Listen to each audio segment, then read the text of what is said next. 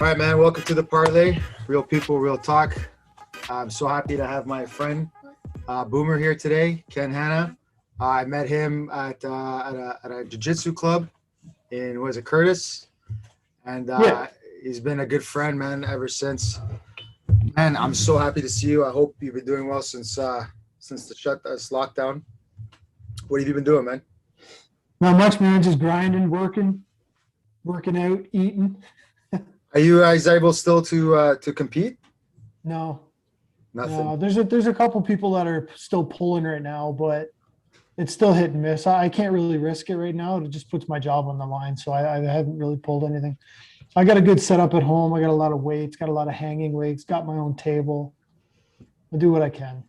So like, what is that kind of train like? I the only thing I ever knew about arm wrestling, man, was from that movie Over the Top that I used to love when I was a kid. Yeah, man. But like, so it's cool when I see people actually doing it. Like, it's a whole world, eh? Like I can from the outside looking in, I can tell it's a whole culture. It's a whole world. It looks like it's pretty fun, a good time, man. Can you explain kind of like what that is? Yeah, so it's basically one of the most competitive sports I've ever been involved in my life. By far the most competitive I've ever been involved in my life. Yeah, you're not getting punched in the face, whatnot, but you got to work your ass off to get somewhere and do what you got to do. But also, it's like a huge family. So I'm at war with somebody for, I don't know, a good 35 minutes. Wow. After that war, that's my brother sitting on the other side of the table. So it just it's amazing. And the adrenaline dump, the endorphins that run through you as soon as your name gets called and you go up to that table, you're just absolutely vibrating. Just excitement. It's like your first time you've ever been on a roller coaster. And as soon as your arm touches that pad, it's fucking on. Yeah, I guess I hear a lot of people in like other sports kind of seems to be the commonality in anything anybody does, right? As long as you have that passion and that spark when it happens. But like, how did you get it? How did you actually get into it, doing it competitively? What brought that on? Like, how'd you So, find it? our common friend, Sean, Yeah, Big Sean, he always wanted to get into it because he's super strong yeah, and he he's a just big wanted to boy, try, man. right?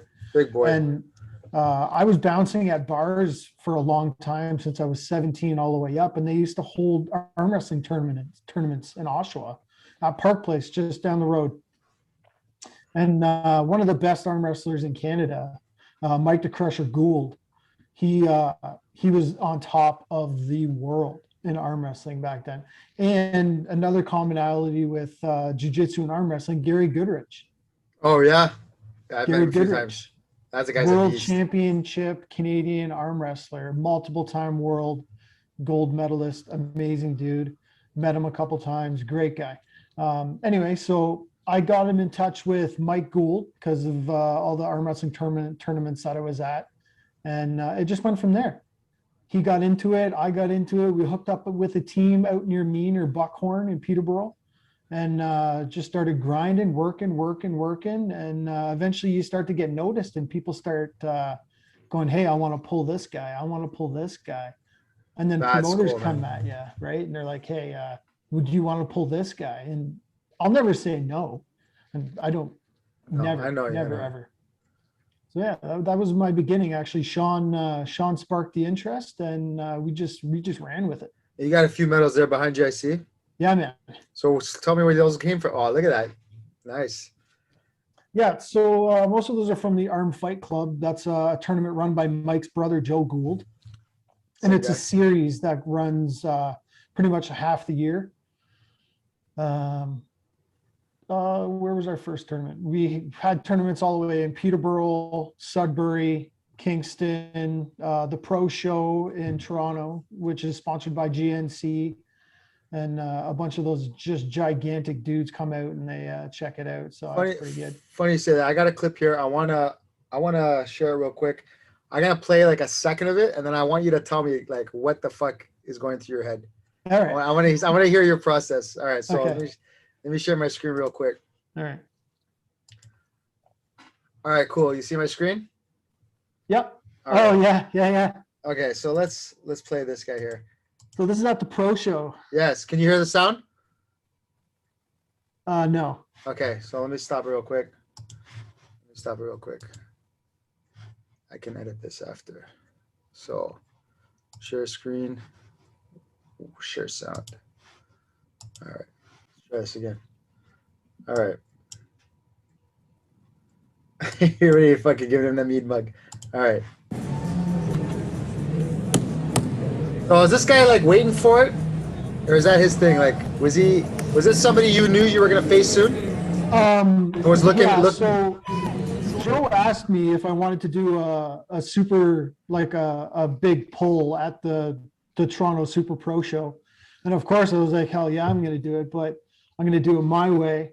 I'm gonna wear my kilt, I'm gonna wear my colors. And Nice. I'm going to have fun with that. I didn't know what was going to happen. I've pulled Brian before. I beat him before. He's beat me before.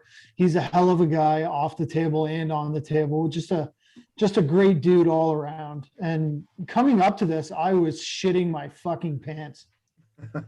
I was wrapped in nerves. I couldn't keep anything down. I don't know how he was feeling. He was a multiple gold medalist and provincial champion as well. And so he has accolades. I'm coming in. This is just under a year of competition for me doing this. Had you have faced him prior to this, or was this your first time meeting him? I've faced him before, and Okay. I beat him before, but he's also beaten me before, and he's beaten me like very quickly. Something Okay. it's like a flash pin, so it just happens super fast. And Yeah, I think that happens here. Let me see this real quick. So what are you guys jockeying for position here? Very yeah, so important. you got to get every little thing you can with your hand, because I'm trying to read his hand. One of my mentors, Jake Charles, and his brother Ryan and Rick, they teach you how to read somebody's hand with your hand and how they're going to pull their hand. So that's what I'm trying to do there. And he squeezed my hand, and I couldn't get a read on it, so I had to pull it away and let go just so I could get that reread on his hand, just to try to click that muscle memory back in. So see what's going on. Is that like an actual legit tactic where they do that to throw off sensitivity?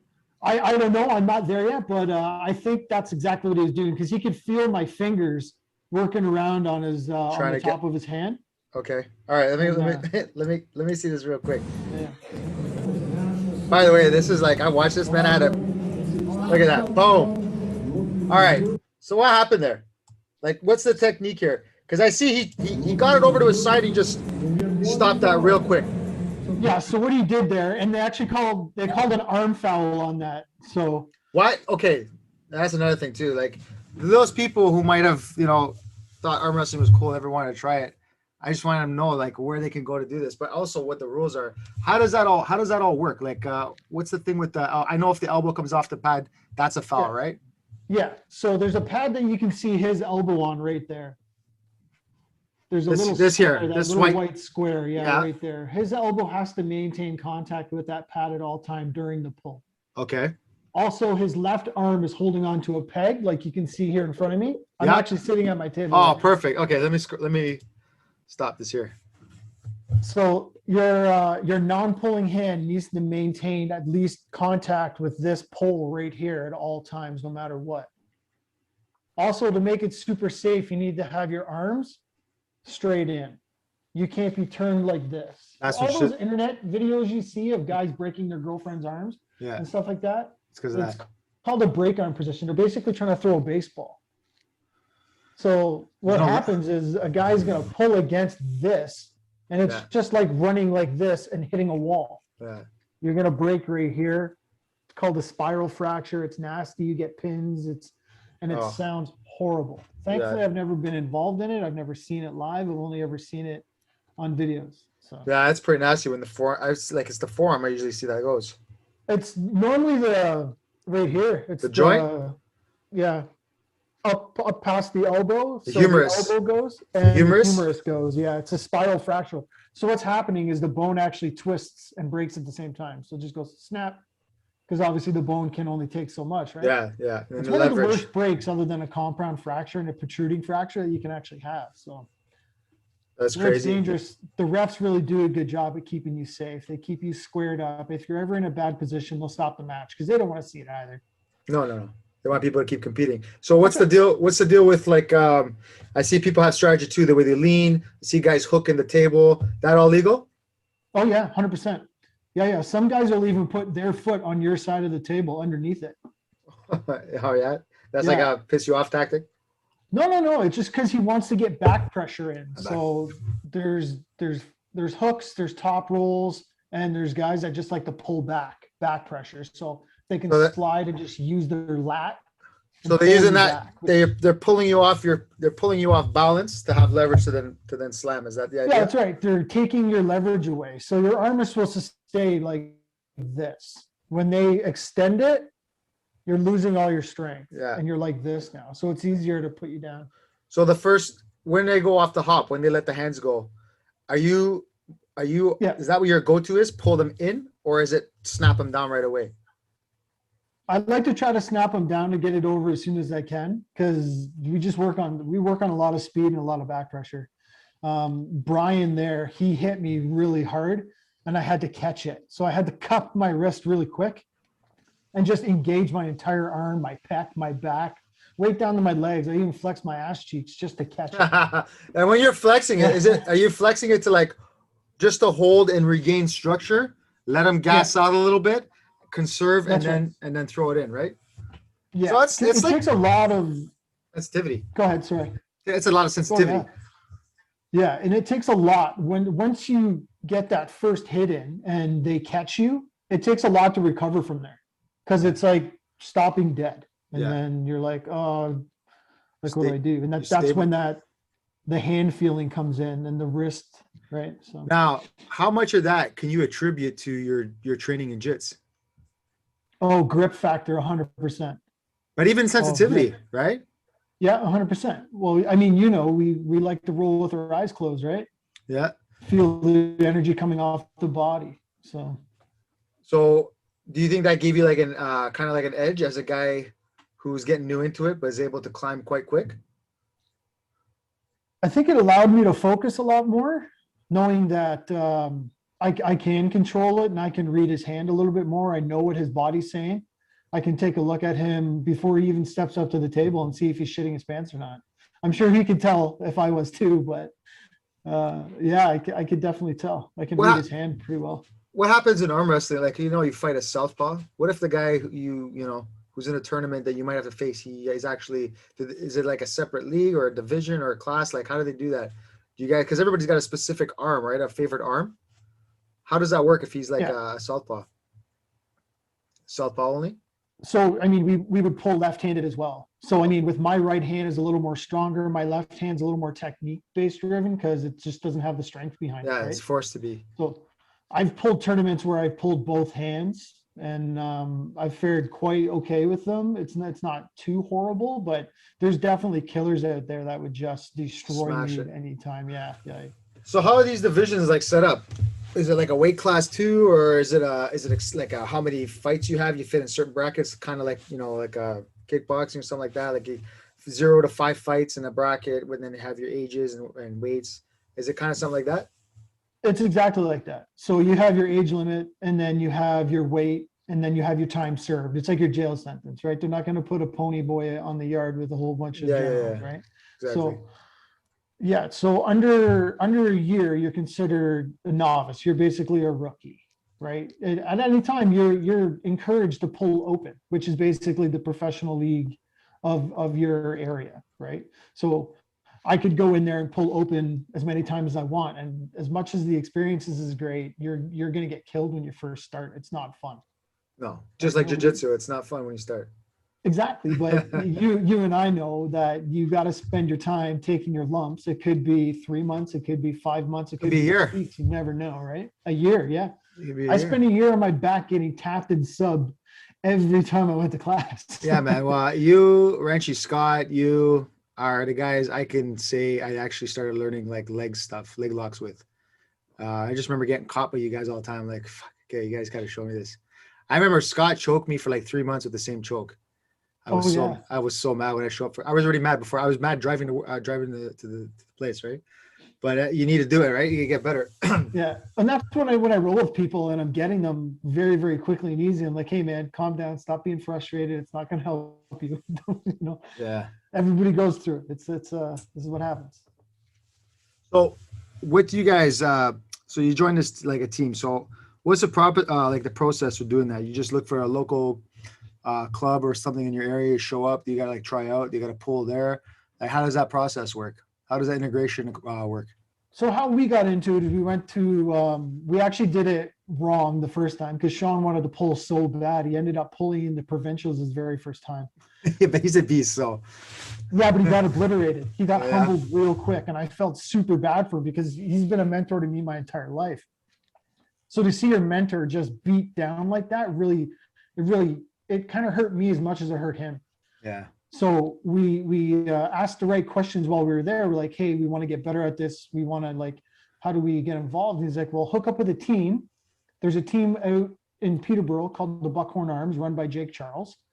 And we talked to him that. Then he said, you know what? Come out on Thursdays, talk to the guys, pull around, see if you like it. If you like it, keep coming back. And then we just kept going every Thursday, meeting guys, talking to guys, becoming friends on Facebook with guys, exchanging numbers, and then it just turns into a family. Like, that's pretty cool, man. Yeah, those are my dudes.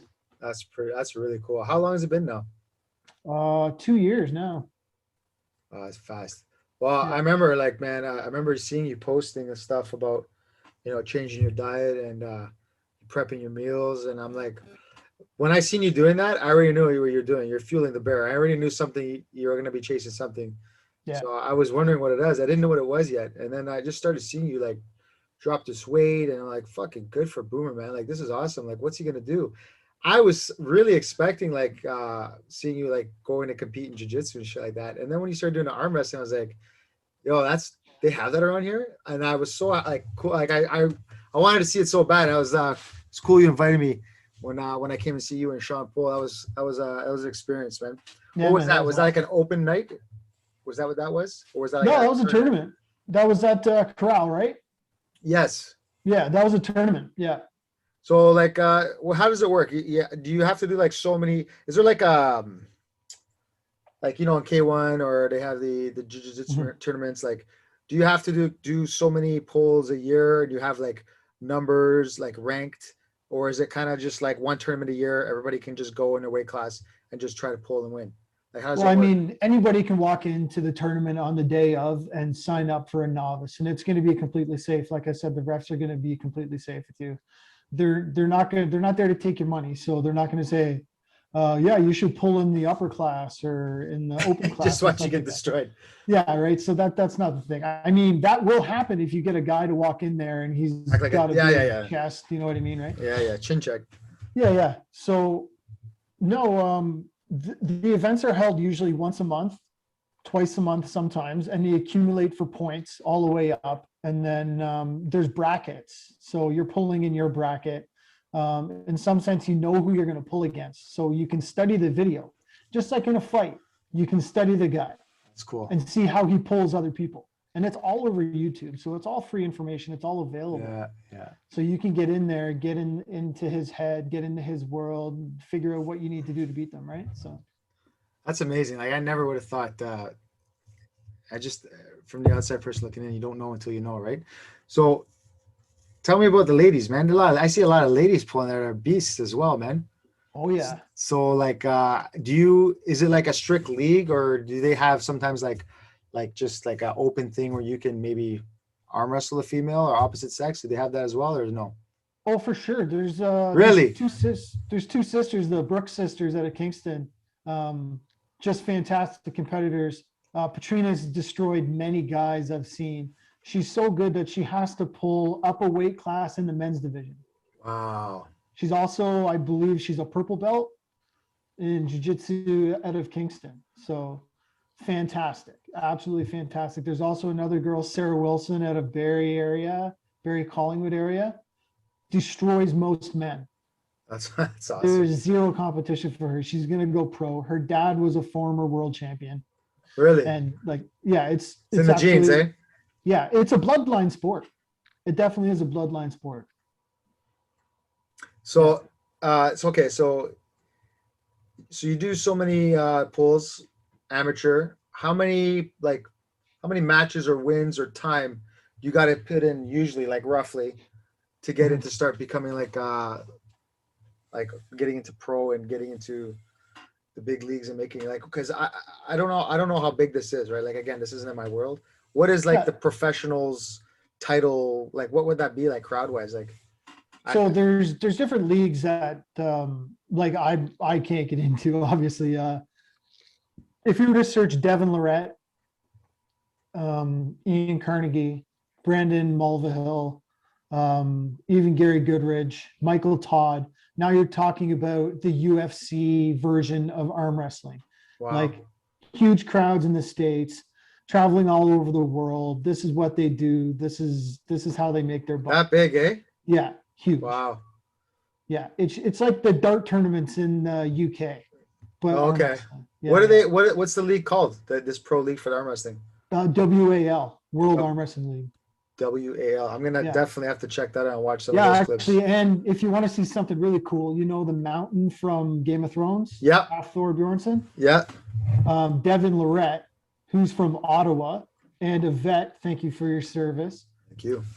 Just destroyed this man. Wow. How much? You have to check this out on YouTube. It is fantastic. I definitely will. I'll probably. And he beat Shaq and Charles Barkley on Sports Center. So. No way. Yeah, you gotta check that out. It's hilarious. Yeah, I'll definitely check that out, man. If I can't find it, I'll ask you to send me the link. Yeah, I will.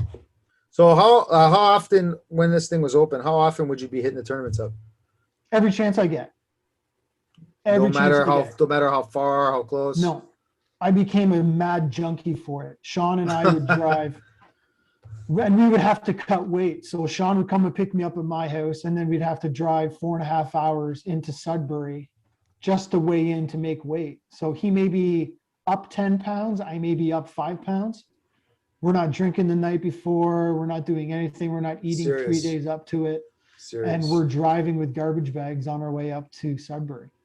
Like it just became an addiction. It became like the best drug you've ever had in your life. Just walking into the place and seeing all these people, knowing that they know your name and you know their name, shaking their hands, getting involved. Everything. That's cool, I used to love showing up early just so I could help set up the table. That's you have a passion, man. I just wanted more. I loved it. I love the people. I love the sport. Just fantastic. So, what would you say to somebody aspiring to come to try this out? What advice would you give them? I'd hook up with a local team. Don't be pulling your buddies at home. It's dangerous. When you don't know the rules and you don't know the body positions, it's very dangerous. And if you're just starting out, you don't want that career-ending injury just for a YouTube video. Yeah, straight up. Right? That's real talk. You know, hook up with somebody online, search it on Facebook. There's always people posting groups all over Ontario, has teams ready to go at any time just to pull around, you know. Hook up with one of those guys, let them know, get going at it. That's it. And when you're off now, like the exercises, what are your main, like what's a regiment like for how, like what are you doing to build your delt, your bicep, your tricep, your forearm? Like what are you doing for that? What exercises are your go-to? I've always been a huge proponent and fan of resistance bands. I love them. I do a lot of static holds. Time over tension? That's right. So you take the nice heavy weight and you hold it out to your tipping point and you just keep it there and you keep it there and you keep it there to fail. And then you bring it back up and then you hold it there. So it could be 110 pounds. It could be 70 pounds, whatever. You're building that tendon strength up just to contain that hit. And then we're doing a lot of pulley system weights, a lot of lat pulls, a lot of arm curls. So it's like, you're like using the weights, but like in a functional type of workout, functional strength training type of workout. That's right. And, you know, honestly, once I've started arm wrestling, everything I do has turned into arm wrestling. When I'm carrying the groceries from the car, I have it looped. Seriously, I have all the bags looped around my thumb and I'm curling it. Fucking hustling.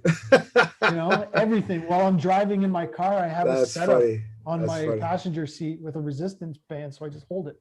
Just like Lincoln Hawk. Well, I swear to God, I hope I see you at a stoplight one day. That'll trip me out. Just look over, he's fucking just smashing that. I've had people look over when I'm doing it and they're like, what the fuck is going on?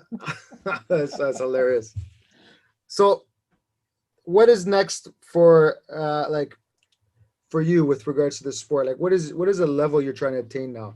Like I know everybody wants to be a champion or division and win, but it's got to be something more than that, because the way I see you hyped out about it, it looks to me like you're going to be around this and like build this community for quite a while. Is that's like safe to say that's kind of what it is for you right now?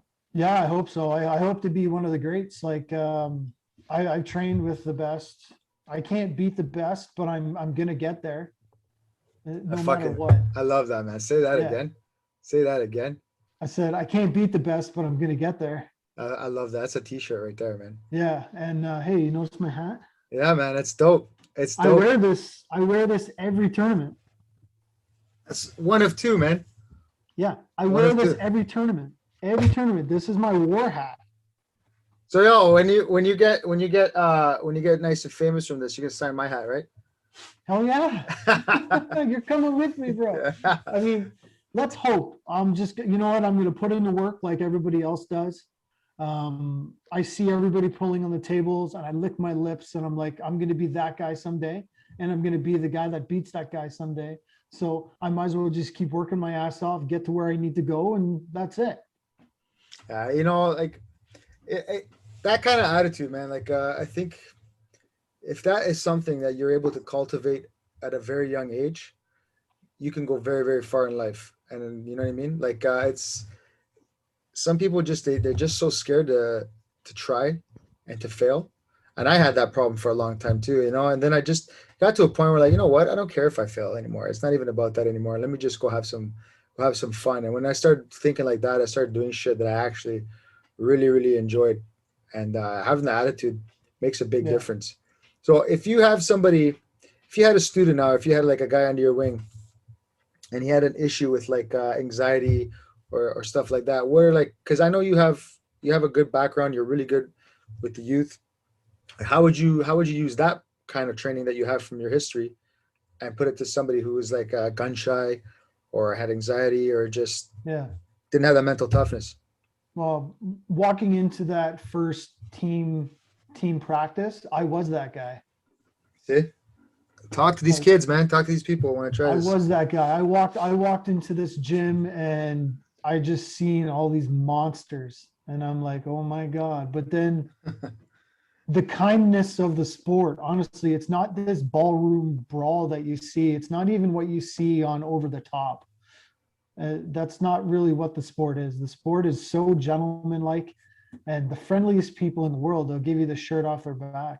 Last year, we raised $25,000 for homeless vets. We Wow, all came that's together and awesome. pulled in the same tournament as one family. Like that says something. Yeah, that's a great community. That's fantastic. I had no idea about that. Yeah. So, I mean, I would just talk to them, come down.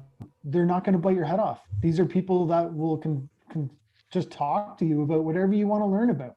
Everybody's there to learn, no matter what. It's Yeah. getting the knowledge base back. So who's COVID ends tomorrow? Lockdown ends tomorrow. Who's the first guy you want to pull against? Matt Carrier. Tell me about this guy. Oh man, we've had some fucking battles. Let me tell you, he's a fantastic dude. He's going to be a cop and he's going to be great at it. He's got the attitude for it. He's destroyed me every time except for 2 times where I've bested him. And he messaged me last week and said, "Hey, you know what? We should pull." And I'm like, "Yeah, we should.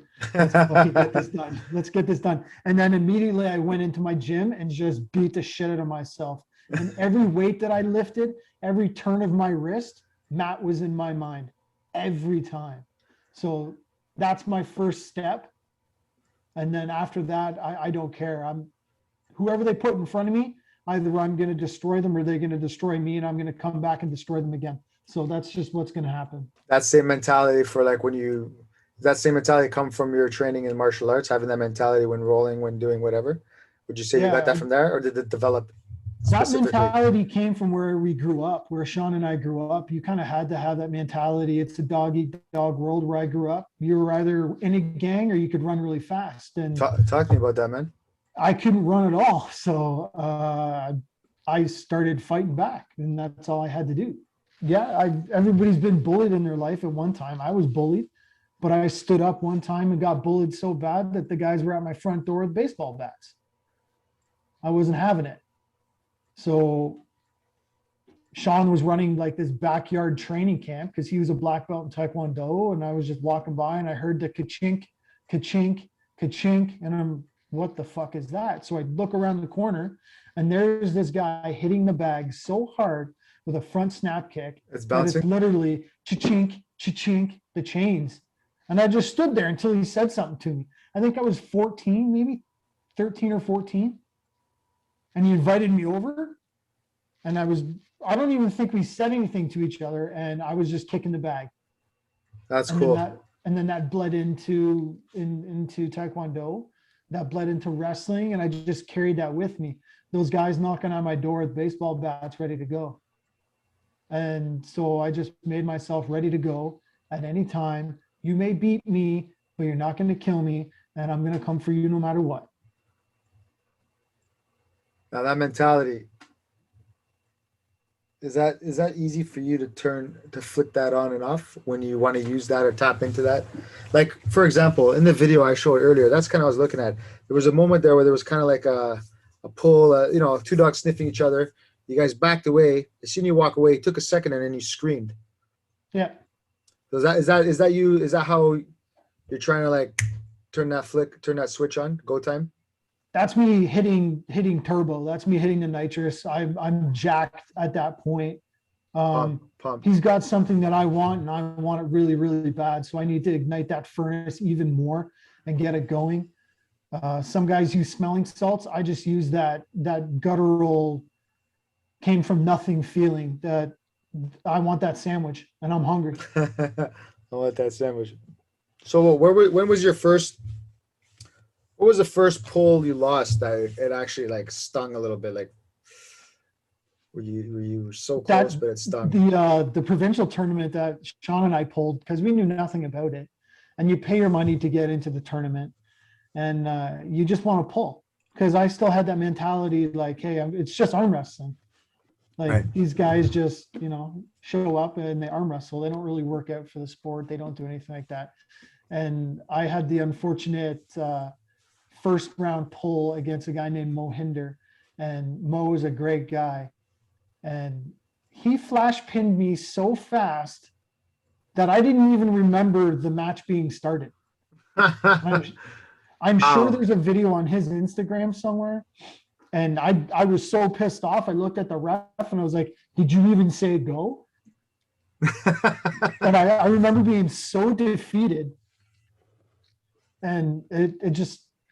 Like I walked back to the table and I was like, I just want to pull. Like I just want to pull. I just want to try. And I didn't get the opportunity to do that. So I was devastated. And then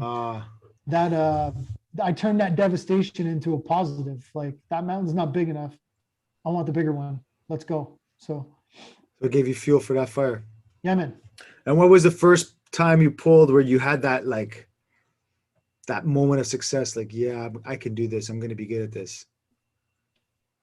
So I always went into every tournament I went into. I just want one. I just want one win for me.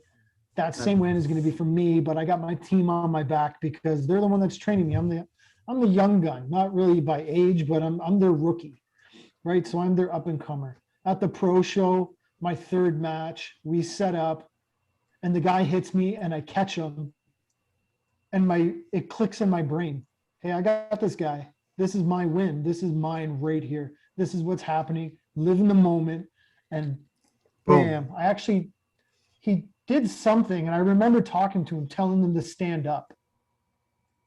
Because you can lean right down and right over to try to get somebody. And he was leaned over and I just said, stand up. Stand up. It's over. And then bam, Boom. pulled him over.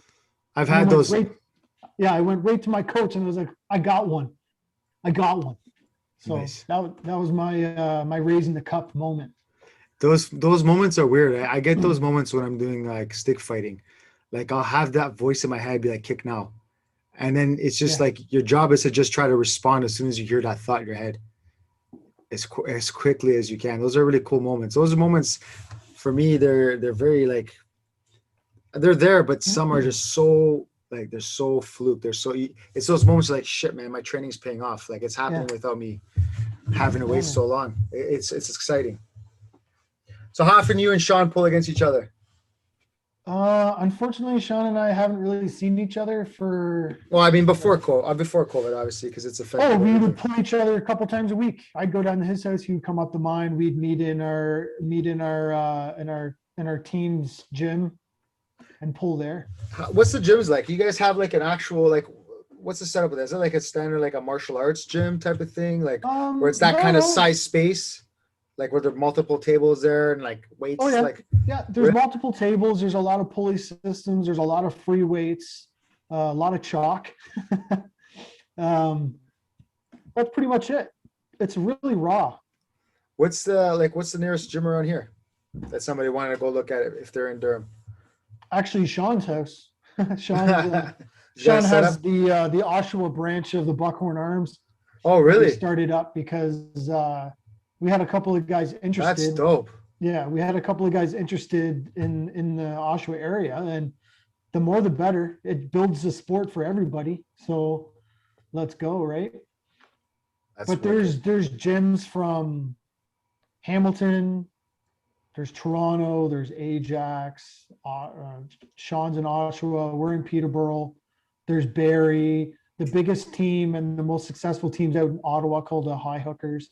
Hi, You'll see hooker. those when you, yeah, they That's got fucking wicked dope. shirts and they're awesome dudes That's and dope. great guys. Yeah. Hey, have you had the chance to go like cross the border and do this? No, no, no, no, not yet. This was going to be my year that we went down to the Arnolds and checked stuff out and maybe pulled a little down at the Arnolds because it's a huge, huge event at the Arnolds in I think in Vegas. Oh wow, all the So way there, yeah, man. That's crazy. our team captain goes and pulls every year down there. He does quite well. There's lots of videos of him going down there if you find him. So So you guys got like, do you guys get a lot of sponsors and put them on your jerseys and all that same way? You guys still have that kind of thing going on for that um, sport? you can when you get up to like the Pro bigger pros? tournaments and stuff like that. When I pulled the pro show, we had a bunch of sponsors and stuff, and I got one of those mouth bits. Oh, nice. One of the guys flipped me one of those because he heard I was going to be on the stage and some protein and stuff like that. And you get approached, and I had to say no. I'm like, look, I can't. This isn't my full time job. I can't do this. This is my sport. Um, if at one point it ever became my full time job, yeah, I would go the avenue of getting Yeah, sponsors and stuff. you'd have to. What kind of sponsors does this sport attract? A lot of sports, wellness, nutrition, um, weights, gyms sponsor a lot of people. Um, Pretty much anything that's going to bring awareness to the brand that you're being sponsored by, right? Like Popeyes is a sponsor, a couple guys. GNC sponsors a couple guys. Um, Spartan Wellness is Devin Loret's company out in Ottawa. He sponsors a lot of guys. Just a lot of like you would see with weightlifting and bodybuilding and stuff like that. You'd get a lot Same, of those guys too. Yeah. same. What's like usually the lifespan of a guy who does this, or a female who does this? Like how long usually they considered like, they gets that the fighter or the guy he's always usually the last one to know when he's done. But what's usually like a good average you see a guy's pulling up to what age where they're still competitive? Yeah. So after we're done here, I want you to Google another name. His name is Crazy George. Hold on, let me write this down. Yeah, yeah. And I Crazy always mess George. up his last name, but I'll try to butcher it. And if he I'm sees sure this, I Crazy George will apologize, also George. pull up. Yeah, Crazy yeah. George. Crazy George Zakowitz. Zakowitz. Pull up him, and you'll see arm wrestling longevity. How old is this gentleman? He's been arm wrestling his entire life, and he looks like he could be my grandfather. Why? But That's good luck putting that wrist on that pad. It's not happening. no, No. too much technique It's and experience. absolutely crazy. As long as you don't suffer a catastrophic injury to your arms or hands or feet, you're good to go. Even still, what's like the kind of wear and tear that you feel on your body doing this stuff? Like I would imagine there'd be some like, with anything you do repetitive and with strenuous, there's got to be some type of injury or flare up. Like what's the common ones? Yeah, so you get a lot of micro fractures in through your elbows, your radius and ulnas get fractures. Your humerus will get little micro fractures along the bone line. You'll get striating fractures going lengthwise up and down your arms. Bicep tears, tendon tears. Oh yeah, those could be nasty, man. A lot of broken fingers. When you slip off the Yeah. opponent, your hand flies out. You can break your own nose. You ever seen any of that happen? Oh yeah. Oh yeah. Oh, no way. Yeah, yeah. That the fingers must be nasty. The fingers are nasty, but they're really quick to put them back. Yeah. But it's still Yeah. it's just the look of them, you know what I mean? Somebody has your hands Yeah. and you're just falling over. Well, you remember jiu-jitsu, you see all the guys that come in and they have Tape. their hands taped up really well. A lot Yeah. of the guys will tape their hands up because they know they're going to smash a peg or do something. And yeah, they're just ready for it. They're different kind of monsters. Like, So what's the funniest thing you ever seen at a pool? I'm sure there's got to be something like that. I seen a guy break his own nose. No. Yeah, so you've seen people slip out. No. And then they apply the straps and stuff like that. Oh to the my arm. God. So he was pulling in towards him. Oh, poor bastard. And as he pulled in towards him, they both slipped and just popped his nose. Oh, that sucks. It was funny, That but sucks. but he still came back and won. So What a beast. Yeah. That's a legend, man. yeah, man. But that's gotta be a kick in the pants doing that to yourself. Yeah. So what's the is there like an age that you have to be at to start even competing with I this? think they start. My buddy Matt Smith, who is Pan Am gold medalist last year, probably would have been this year as well. He runs a tournament out in Cedar Shade near Ottawa, and he has kids starting, I think, at the age of seven or eight. And they pull, like I said, it's a Really? bloodline sport. Yeah. That's So dope. They see their father pulling, they see their brother pulling, and they just get into it, right? So there's kids' tables, and yeah, That's kind of cool. I'd get one for my kids and let them mess around with that. yeah. Oh my gosh. So if you're looking to get like say you want to buy yourself a table for your own self, what's a good like what kind of brands are the best ones, the best bang for your buck to get that So home? in Canada, the best made tables are a guy named Louis Boussard. You need to get in touch with him personally to get a table. They range from 500 all the way up to 1,000, depending on the Wow. customization that you Really? want to do. If you know a guy that's good with steel, like one of the guys from my work built my table, and it's a fucking beast. It's 2x2 square stock steel, all welded together. So I built this table for $300. Nice. And would you just get like buy the pads and stuff online and the pegs? No, I built them myself out of plywood, foam pad, and spikes. That's it. Nice. That's it. That's dope, Yeah, man. it doesn't take much, man. What's the standard? Like, what's the spec size for like how high is the table got to be? Where's it usually? Where should it sit at you? Like, do they have the specifications for like tournaments and stuff like that? Like, is it good? There is a specified tournament table. There's a different one per different leagues. So our table may be a little bit different than the one they use in the Wall League down in the States, which is a little bit different than the PAF. What's Europe the and what's Hopi and the stuff. difference?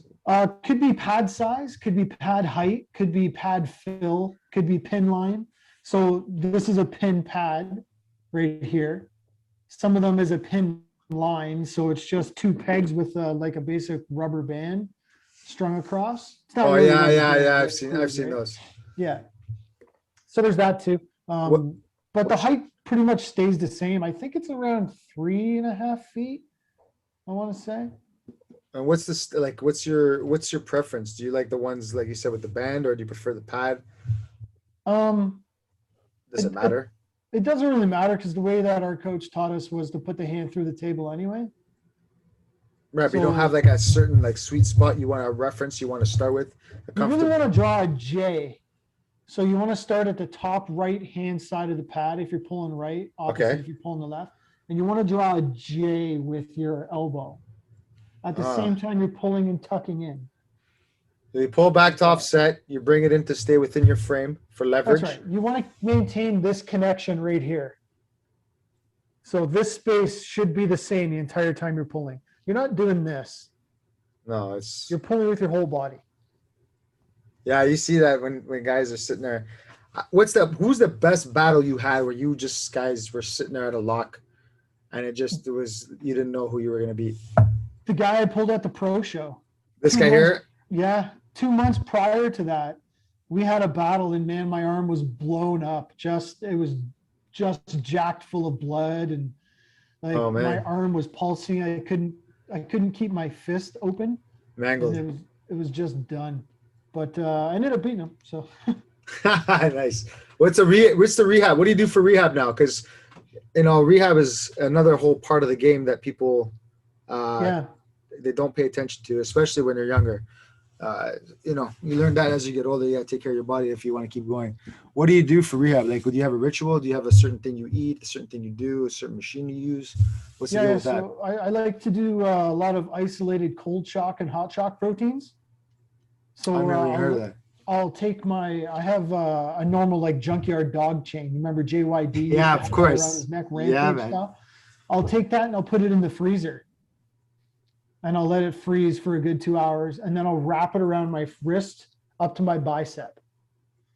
Oh, and I'll really? basically freeze and cryo my arm just to give a little bit of relief to my tendons and stuff. So it's not really cold shock proteins that you're getting like you'd be in a one of those cryo chambers or an ice tub or anything like that, but it's direct. And I try to stay away from any anti-inflammatories or any Tylenol because honestly, the pain is kind of okay with me. I know it's there. I know what it is. I know you're not worried about it. You just go through it. It's temporary. And what do you do for like inflammation? Horse liniment. Really? Do I have it in here? Yeah, hang on. I think I have it in here. I'll show you.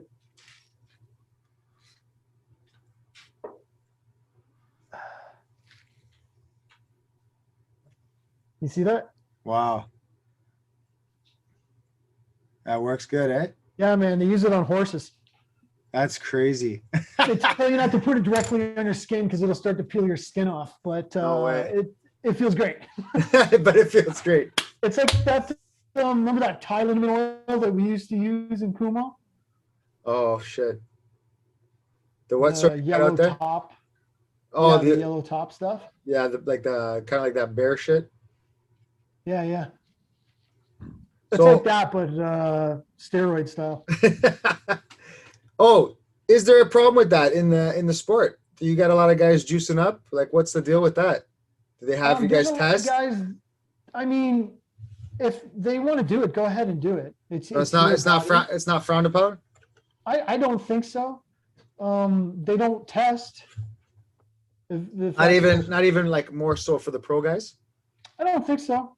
Really? No, not really. And that's interesting. You wouldn't be able to tell anyway.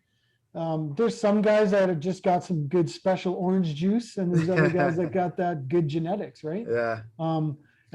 And you know what? I am all for it. If you want to pin yourself, go ahead. Why wouldn't you? Right? Well, I mean, in some sports it's frowned upon, right? Like MMA. I think if it's like Pride Days where everybody knows they're juicing, and everybody's cool with it, then that's fine because it's a level playing field, right? Yeah. But if you're like a separate league. Yeah, but if you're like advocating to have no enhancements, and then now you're cheating, right? It's not starting at an even playing field. So for me personally, I don't. If the rules, if that was the rules, then. But even still, like for me, that's not for me. I'd rather just do it without having that stuff. I'm just scared to get addicted as well. Right. Yeah, I don't want to do it because I have an anxiety when I put anything into my body.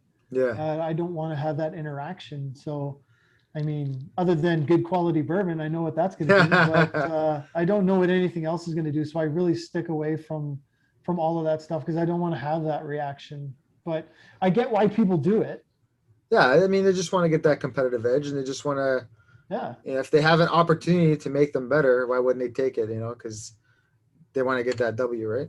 Yeah, of course. Yeah, I get it. I'm not sure. I'm just saying, like, as long as the other side, is agreeing with it and they're aware of it, then I think, whatever fucking floats your boat type of thing. I mean, if you've pulled a guy before and he was 185 pounds last year and he shows up to the table and he's 215 and fucking I'll store over him eating crocodile meat. Yoked right out.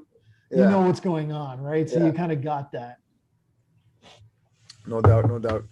So have you continued any of your like jiu-jitsu training or any of that?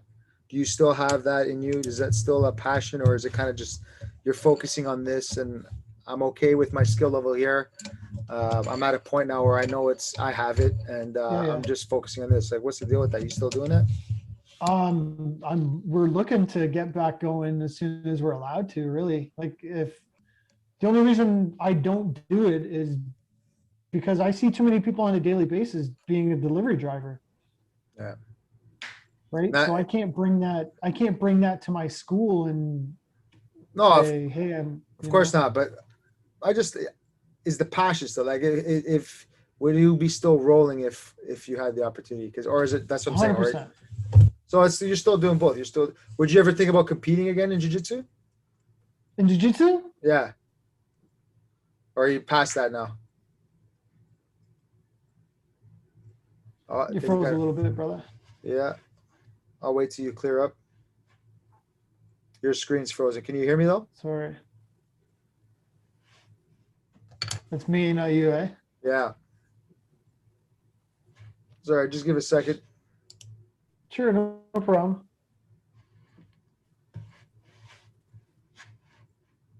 Try there you go. Turn it back on, see if it hooks back up. Perfect. Are we back? Yeah, we're good. We're good, man. Yeah, hold on a second. Cannot see you, my friend. What's that? Oh, this connection.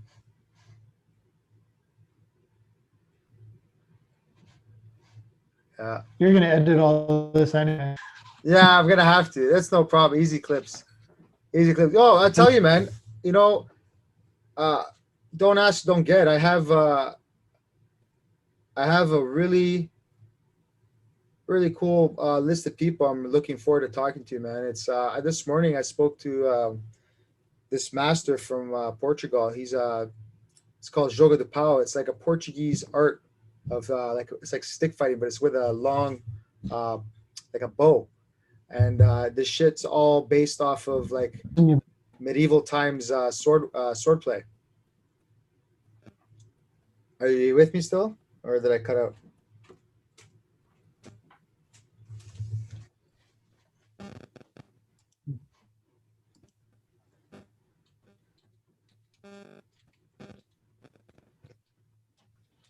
I don't know what's going on. I keep losing you, but I see you now. You see me now? Yeah, man. Okay, so I was saying this whole thing with the podcast has been pretty cool. You know, like we're all stuck at home. We can't see a lot of people that we usually used to see, and that shit was bothering me for a while. And I was just like, I was having I did my buddy wanted to do a live. He's a dog brother. His name's Growling Dog Renee. Awesome guy. Super. That guy gave me the shirt off his back. And so I was like, you know what? I had a really good conversation with him. And it's like, it's really, I need it. You know what I mean? Like I really miss the gym. I really miss, you know, doing what I like to do and having that outlet. So I started doing these podcasts and like, it's cool. I start talking to these people that I see all the time. I know well, but it's, you still learn something new from them. You know what I mean? And like it's cool. I talked to a guy from Portugal today.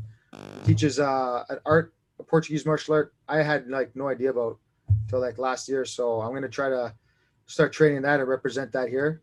But these podcasts, I'm hoping they keep continuing and like I can spread at least some good message to people I know, because I know a lot of interesting people, man. And I'm so happy that you were one of the guys to do this. Thanks, man. Oh, I can't wait to see you, brother. I can't wait to, you know, roll with you or just fucking have a beer with you. But you know, what have you been doing? How have you coped with COVID? How has it affected the family? How's it affected your organization? Like how you guys dealing with it? And I hate to be the bringing up COVID shit, but honestly, it's in front of everybody's face anyway. So yeah, that's what I'm saying. Like I want people to know, like that's what I'm saying. I just want to use this as a way for me to talk to people I miss. Yeah. Because it's healthy for me, and at the same time, if I'm gonna have a conversation with these people I know are good people, are positive people, interesting people. Yeah. Why not have it out there for other people to see it and get inspired or learn information, learn like, oh shit, there's an arm wrestling place around me. Let me go do it. You know what I mean? So, but that's the way I've been dealing with it personally. I don't know. I keep interrupting you, but how? No, it's okay. First off, let me say that it's a real thing. I know that.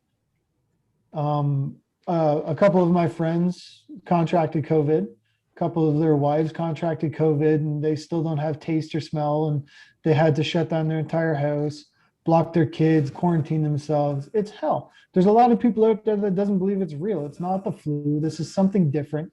And regardless of what we think independently, I value everybody's opinion and stuff like that. That's fine. You're free to think whatever you want, but it's a real thing. It's affected people's lives.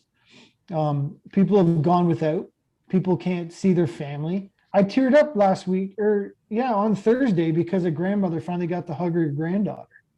Yeah. Like, it's crazy. Some people believe that it's not real, but you think all these sports franchises would forego billions and billions of dollars for a fake virus? Like, it's not real? Does that make sense? It doesn't at all. They're not making as much money as they were prior to the pandemic. So I put myself in the mindset dealing with this that everybody's going to have to deal. Everybody's dealing with it anyway. So I'm just going to hold tight. I'm going to hug my family when I can, and going to put my head down and trudge forward. There was a time where I took my wife to the store and I grabbed my rucksack and I'm like, okay, well, this is what we need to do if shit hits the fucking fan. Got some slingshots, got some bullets, got some arrows, got some food, and I had a plan set because, I mean, You never know. Exactly. You have to be prepared. I'm not a prepper by any means, but I'd rather be a little bit more prepared than the next guy. 100%. So 100%. It's negligent not to, especially if you have a family. If that's you have, right. if you have people you love and you're looking after people, it's negligent not to. You know, Yeah. fuck what anybody says. The way I feel about it, I don't think you and I, I'm not far extreme Yeah. as I don't think you are, but I'm not really buying this. I don't believe it's as serious as this. I think it's overplayed, and I just don't like how the government's taking advantage. And because here's the thing, regardless whether what you believe, people are suffering no matter what. Either they're 100%. either they're getting they are getting sick because they have a prior health condition, Oh yeah. which like my father's sick, he's not doing well, he's on borrowed time. That's something I've been dealing with too. You know, I got a sister who's battling cancer right now, and she's fighting through it. And of course, I'm gonna respect them and stay away because they are vulnerable, right? Yeah. Whether or 100%. not I believe a mask is gonna stop the coronavirus or whatever, I'll put one on if I go see them or if I have to go That's near right. them and any of that stuff. I don't believe that. I don't believe a mask is going to stop it Master, either. it's But bullshit. Anyway, but yeah, yeah, but the whole point, without getting too political, is like it's just been really hard to be isolated, but yet no people you love are fucking are like I've seen a lot of good gyms close down, and it's sad, man. It's like we really had to sad. close down Taylor's. Yeah, We just started. yeah. Well, good things are in the work. He's taken Yeah, over. I can't tell you. I hope I see you there, man, because you will. it'll be. I'll tell you, we had some. I had a great time for the period of time that it was. I was lucky enough to catch that sweet spot, that little time where there were some really good nights, some really good people, had Mhm. some fun, learned a ton. It was a good time for me. It was a time I missed, and I'm looking forward to getting back into that again. Yeah, me too, man. I really can't wait. I'm building a little roll studio in my gym here to kind of roll around with Tara and the family and a couple of the guys out here that were part of our gym in Lindsay and stuff. So yeah, that's it. Just can't wait. What Yeah, are you man. sipping on there, brother? What do you got in your Fuck. cup? You know what? I'm just finishing what I had because I didn't even get a chance to go to the liquor store. I had my buddy here today. We took our dogs to the beach, and then Yeah, we were doing some stick stuff in the backyard. I was just drinking that Kraken, man. that's the Kraken. Yeah, it Yeah, that's was. good rum. It was. Oh, I like making what the fuck's it called? Dark and stormy. You ever have that? No. My buddy showed it to me. He was doing bartending for a while. It's fucking dope. It's like, I think it's 2 part Kraken, 1 part lemon juice, and then you top it up with ginger beer. Oh, nice. Yeah, it's a nice little drink, man. I like it. Not sweet. It's got a little kick to it. It's pretty dope. But I'm out of ginger beer too, so it's going down straight. so So talk to me, man. What else has been going on? What's new? What's happening? Not much, man. Just working every day, coming home, working out, getting ready for when we open again, and then time to put the murder in to go. You know, And what weight do you try to be at? Like, is there a specific weight that you like to arm wrestle at, or does that even matter? when I pulled at the Argos game for the belt there, I was 160 pounds.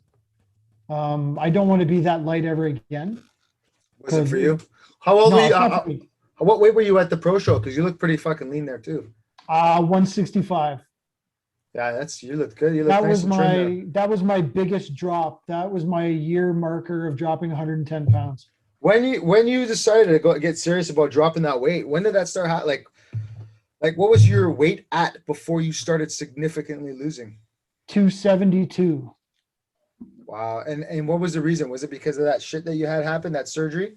Because I No, the remember. surgery was prior, and that's really the reason why I gained all the weight back because I couldn't really do anything, right? Oh yes, that makes sense. Yeah. Yeah. No, Sean and our mutual friend Mark, the other Mark, Yeah, I remember him. he got a bad doctor's appointment, and they basically put him in check. They said you need to lose this weight or you're gonna fucking die. If you love your kids, it's time to take yourself seriously. Wow. Can you imagine? So he called us and Fuck. we're like, look, we're gonna lose Mark if he doesn't do something. So we put a pact together and said, all The right, three we're gonna are you help Mark guys? lose this weight. And we all lose the weight together. That's Mark fucking lost awesome. 80 some odd pounds. Sean lost 60 pounds. I lost 110 pounds. Wow. Got a That's clean dope, bill of dude. health. You know, that's support. You have to support your brothers. That's amazing, man. That's amazing. Yo, that's a powerful story, man. More people need Yeah. friends like that, man. Yeah. My hat's off. That's respect. That's awesome. I didn't know that. 'Cause I remember seeing pictures of you and Sean on the bikes together. I thought it was just like because you guys were arm wrestling. I didn't know that sparked that physical fitness thing you went through, transformation you went through. I didn't know it was sparked from that. Yeah. We never really designed ourselves to get to lower the weight. We just wanted to do it with Mark and help him, you know, not hold his hand or anything like that, but kind of Be hold there each with other them. accountable. Yeah, because if you're Yeah. gonna talk to him and you're not going through the trenches with him, he's not gonna give a shit the same way. You know what I mean? Oh, you guys Yeah, know what that's I'm going right. through, I but he wanted to sees you make guys going through it. I wanted to make his pain my pain. That's awesome. That's a real friend. How can you not be motivated when they're willing to die with you? Yeah. That's amazing, man. So if anybody's trying to lose weight right now, how tell them? Because I know for me, I got a few pounds I got to lose, but it's like when you're from what I understand, because I have friends who lost a lot of weight, like that were really big, like really Mhm. obese.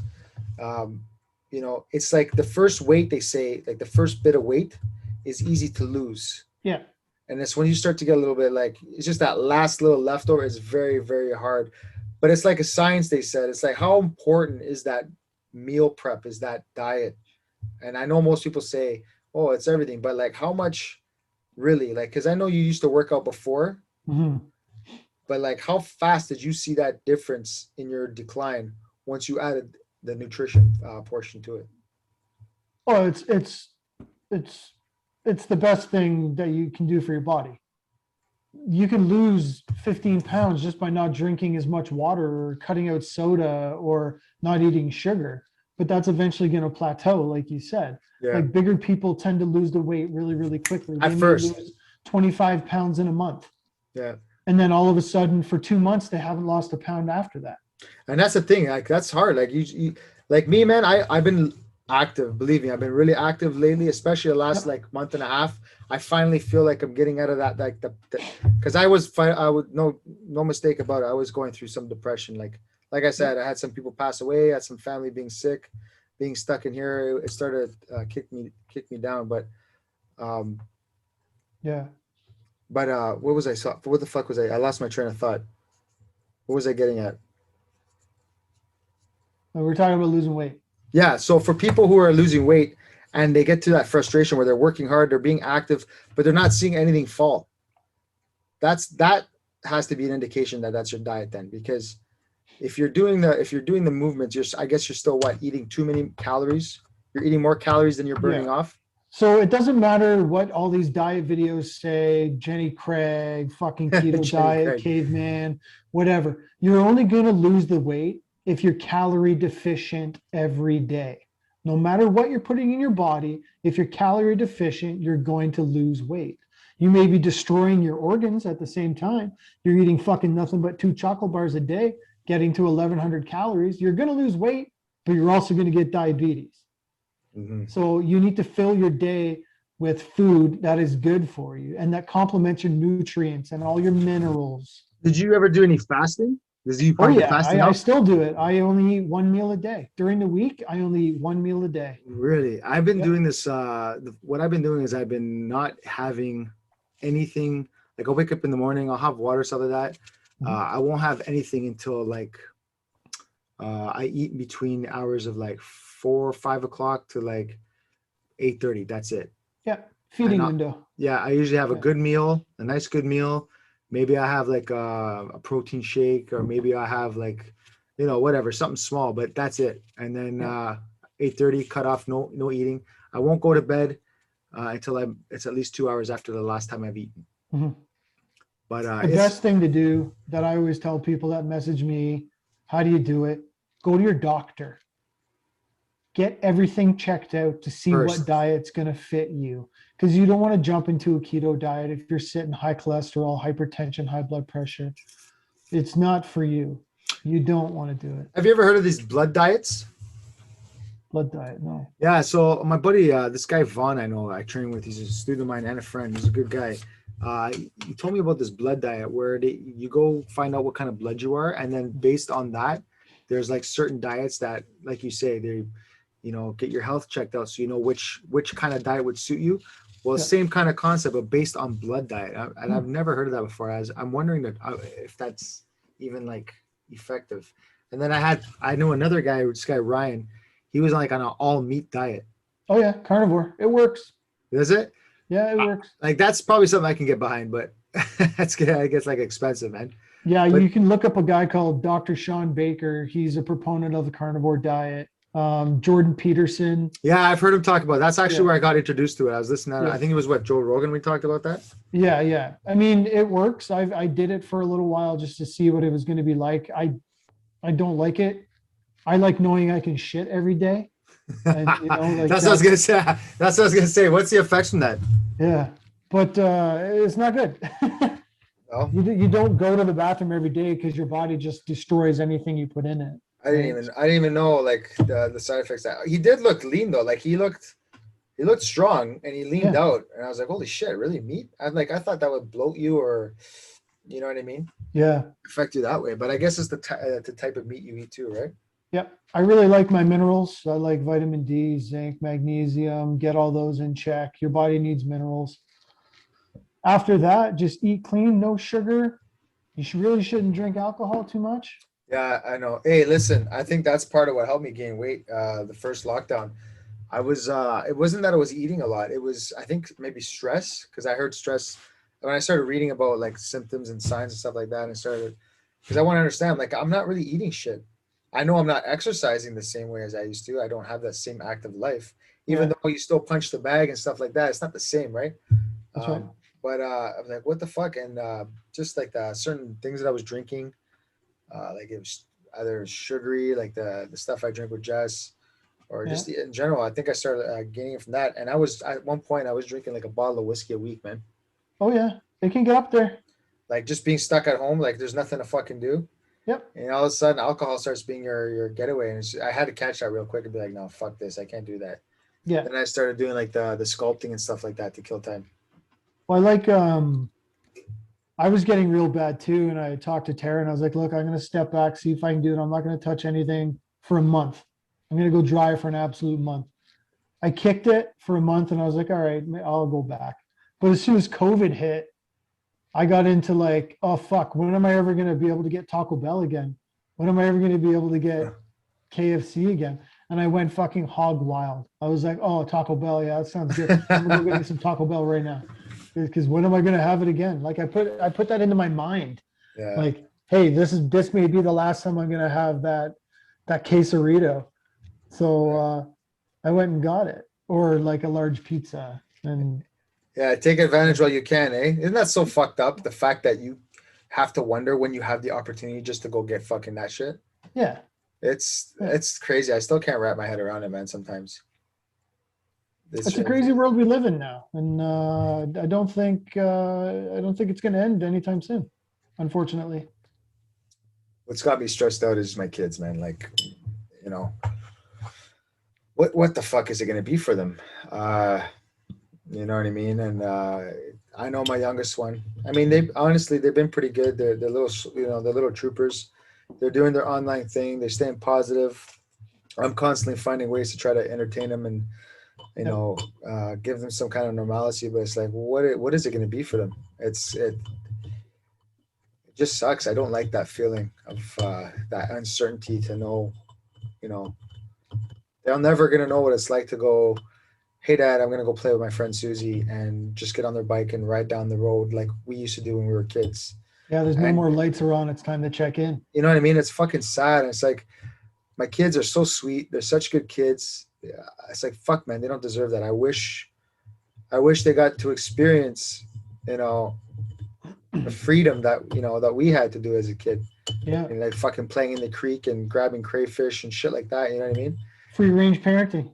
Yeah, you're right. You couldn't do that anymore. There's no fucking way. And it's sad. How is it there for schooling? Jackson's going in person. Mackenzie's doing online, and she loves it. It's fantastic. She likes online? Yeah, both of my kids are computer nerds, video game nerds anyway. So they had their secondary life already built for them online. So they transitioned quite well into isolation mode, especially Mackenzie. She loves it. She's fine with it. Some people I think learn better online. Like they're able to focus and get more done. Yeah, that was Mackenzie for sure. And but like for my oldest daughter, she was very like quickly adapt. It was cool. She was, as long as she got to see her friend's face and talk to them, like she was at least she was happy, right? It's that extracurricular stuff after a while starts to kick in, like, hey, I miss contact. Mm-hmm. But for Bella, it was like really, really disturbing. And I find like even more so because some of the teachers were not not ready. They didn't even, well, unfortunately they got thrown at them, but like just even learning Zoom. Like it's almost like they weren't even told what the platform was until like fucking a week or two before.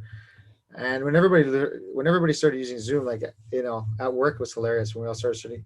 Like people didn't know how to fucking change your, like share a screen, didn't know how to share the sound, all that shit. So pretty funny. If you ever watch those like Zoom fails, the Zoom meeting fails. Oh my God, there was one. Did you see the one where she's like a lawyer or something, and she didn't know how to take the cat filter off, and she's having a legit like. Oh, you see that one? Yeah, that's so good. I love that, man. All right, man. Well, I'm gonna wrap it up. Thank you so much for doing this, man. It's so nice to see your face. So nice to shoot the shit with you, man.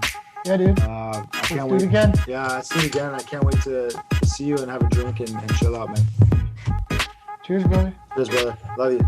Love you too, man.